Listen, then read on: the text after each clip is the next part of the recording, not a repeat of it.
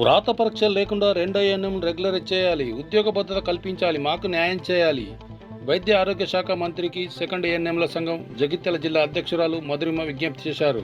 తెలంగాణ వైద్య ఆరోగ్య కుటుంబ సంక్షేమ శాఖ ఎన్హెచ్ఎంలో గత 17 ఏళ్లుగా పనిచేస్తున్న 5,600 మంది సెకండ్ ఎన్ఎంలను గత ప్రభుత్వం పట్టించుకోలేదని, మీరైనా మాకు న్యాయం చేసి మా ఉద్యోగాలను క్రమబద్ధీకరించాలని రాష్ట్ర వైద్య ఆరోగ్య శాఖ మంత్రి దామోదర నరసింహను సెకండ్ ఎన్ఎంల సంఘం జగిత్యాల జిల్లా అధ్యక్షురాలు గాండ్ల మధురిమ కోరారు.